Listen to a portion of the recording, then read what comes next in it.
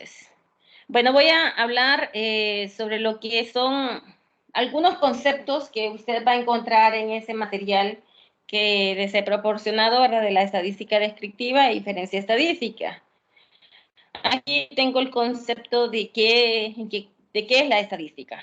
Dice que la estadística es la rama de la matemática que se dedica al análisis e interpretación de series de datos, generando unos resultados que se utilizan básicamente en dos contextos, que es la toma de decisiones y la proyección de situaciones futuras.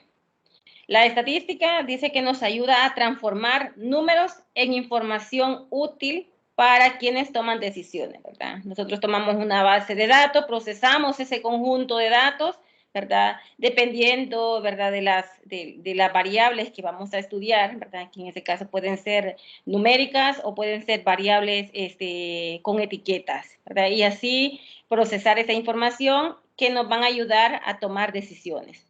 También dice que la estadística nos permite conocer los riesgos asociados con el hecho de tomar una decisión de negocio, nos ayuda a entender y reducir la variación en el proceso de la toma de decisiones. La estadística se divide prácticamente en dos ramas, que es la estadística descriptiva y la inferencia estadística. ¿Cuál es la diferencia que existe entre estas dos ramas? Bueno, la descriptiva dice que nos sirve para recoger, analizar e interpretar los datos, ¿verdad? En la descriptiva eso es lo que estamos realizando. En cambio, en la inferencia estadística se intenta determinar una situación futura basándose en información pasada. Es decir, que en la descriptiva, ¿verdad? Usted puede llegar a cierto lugar, sacar la información y luego con esa información procesarla. En cambio, en la inferencia, ¿verdad? Esa información que tenemos, nosotros nos podemos basar, ¿verdad? Con alguna base de datos de años anteriores y así tomar decisiones. Ahora bien, ¿cuál es la relación que existe entre lo que es la probabilidad y la inferencia estadística? Vea, la relación que hay entre esos dos conceptos es lo siguiente, que la probabilidad, ¿verdad? Parte de algo general, ¿verdad? La probabilidad parte de algo general y le lleva a tomar una decisión para algo particular. En cambio, la inferencia estadística parte de lo particular y esto, ¿verdad? Nos ayuda a tomar una decisión para algo general. Entonces, esa sería la relación que hay entre probabilidad e inferencia estadística. Ahora, en cuanto a algunos conceptos que ustedes tienen que tener claro a la hora que se está trabajando, ¿verdad? Con la estadística, es, por ejemplo, saber qué es una población, ¿verdad? Cuando hablamos de una población, dice que se refiere al conjunto de los individuos sobre el que se lleva a cabo un estudio estadístico, ¿verdad? Esos individuos pueden ser, ¿verdad? De una población que no tiene que ser necesariamente personas, ¿verdad? Pueden ser objetos, ¿verdad? O un conjunto de personas, o puede ser un conjunto de medidas, ¿verdad? Ahora bien, esa población, ¿verdad? Puede ser muy grande, es decir, una población infinita, ¿verdad? Y también, ¿verdad? Una población cambiante con el tiempo, dice. Ahora, dice que cuando la población es muy grande, se suele elegir, ¿verdad? Para el estudio estadístico, una parte de ella.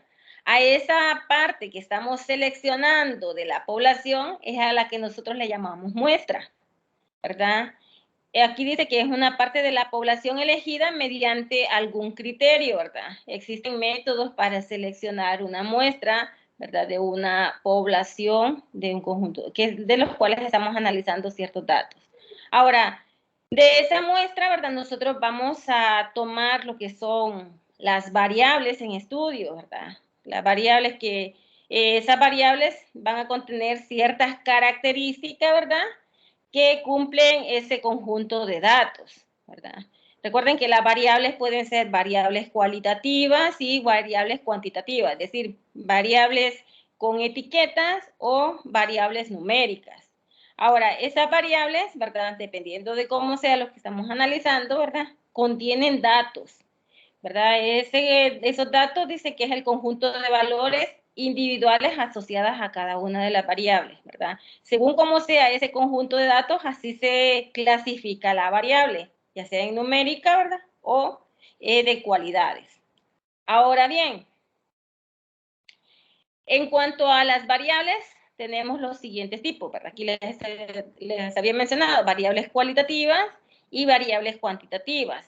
Dice que si los valores de la variable no se pueden medir, por ejemplo, el sexo, el estado civil, el nivel de estudio, el color de ojo, ¿verdad?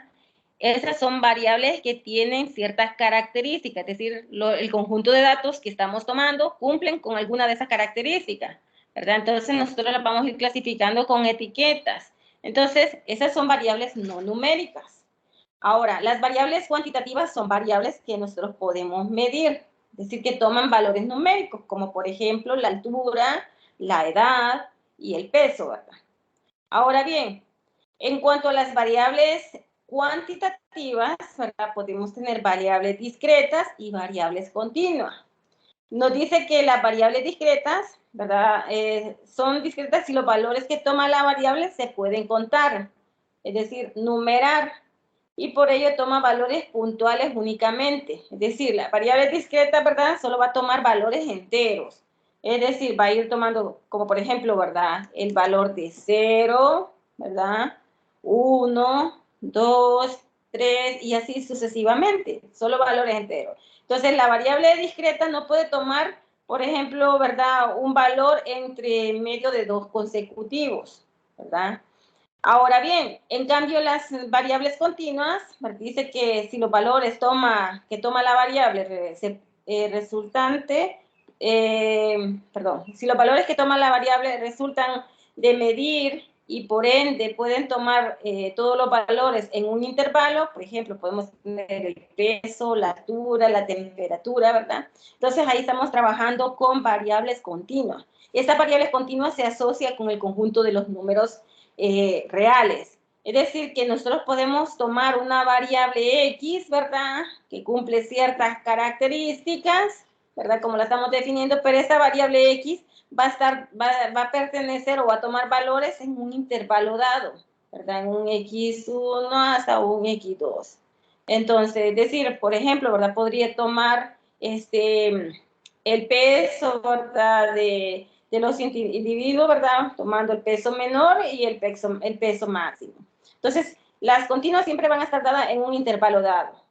Ahora bien, esto sería prácticamente, ¿verdad? Algunos conceptos que ustedes tienen que tener, bueno, de los que se explican ahí en el material, ¿verdad?